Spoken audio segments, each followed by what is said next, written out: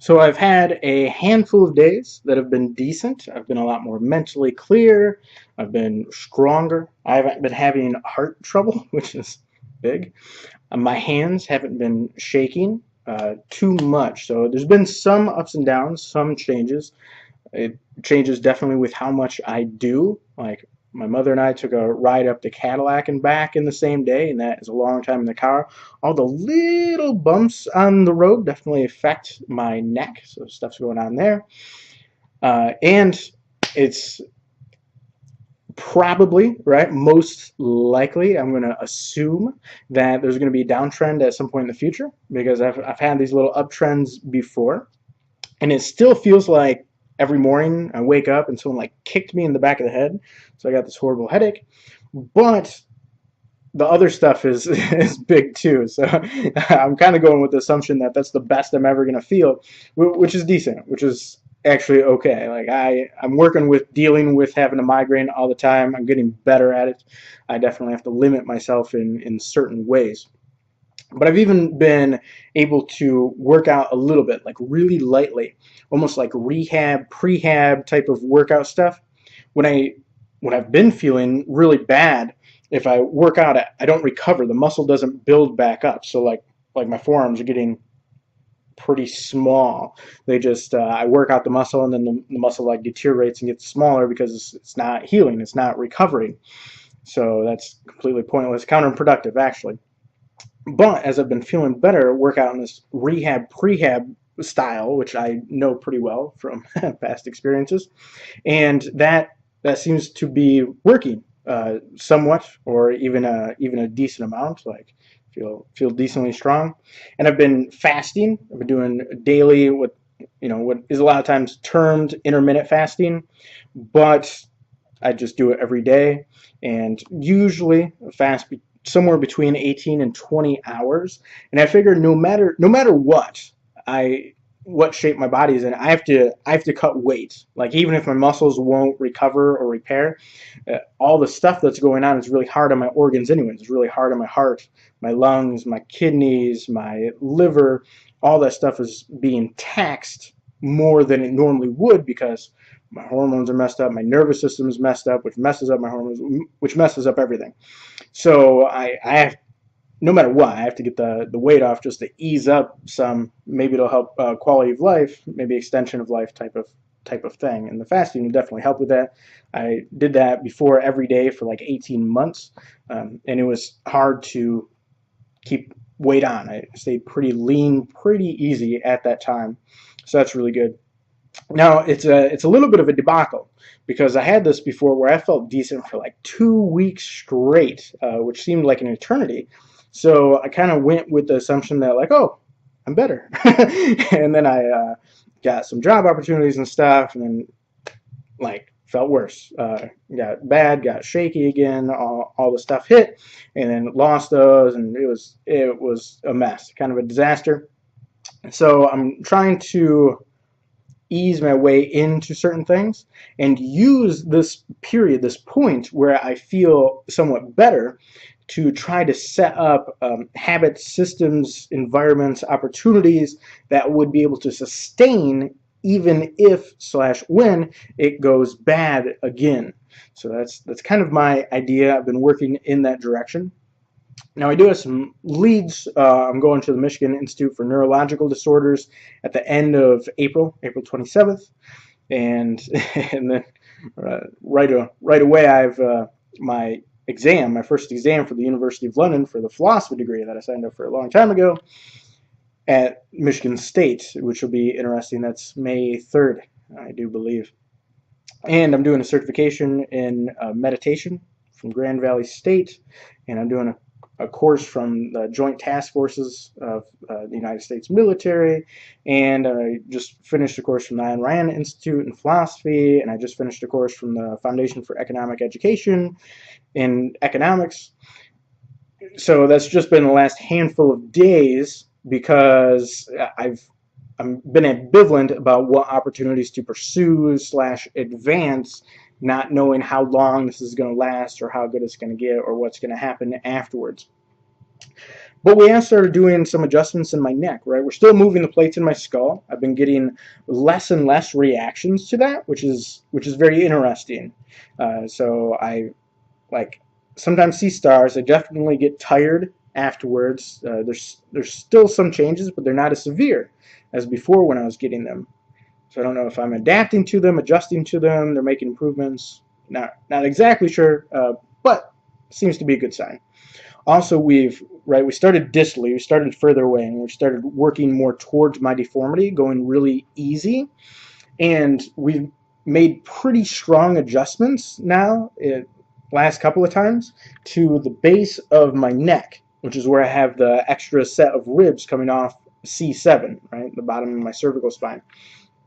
And that caused some weird stuff, and this was just a handful of days ago, right? I mean, every day hasn't been quite perfect over these last handful of days where I've been feeling okay, but I had this seizing activity in my hand, which was really weird. It wasn't like a shake, like I've been shaky at different times, stuff like that. It was like my hand would just like seize up, kind of like you would think of a cramp, but it wasn't a cramp. It was just like my hand, like I purposely like locked my hand, and sometimes it was more these two fingers, sometimes these up here, but it would just like seize up, and it would for a couple of minutes just be like stuck, and then it would kind of release, and like my hand and my wrist and stuff would kind of hurt, my muscle, from being so seized up for so long. It was very weird. But that nerve that would control the nerves going down your arms, so your muscle activation in those areas, comes off of that C6, C7 region, which also strongly affects and goes to the thyroid, which is very interesting because maybe that was messing with my hormones partially, kind of just a guess, right? It's just conjecture, but maybe. So that's very interesting. And we've been playing a little bit with the tension further up in the cervical spine. We're not really making adjustments. She's just kind of essentially pressing on the muscles because they're really tense up there, which has been relieving it a little bit so the bones can move kind of wherever they want to. Because we don't know how my neck should look, right? My ideal neck does not look like a normal person's ideal neck. So you can't just like slam stuff into the correct spot because we don't know what that is. So we've been playing very gently with that, and there seem to be some improvements there, which is super good.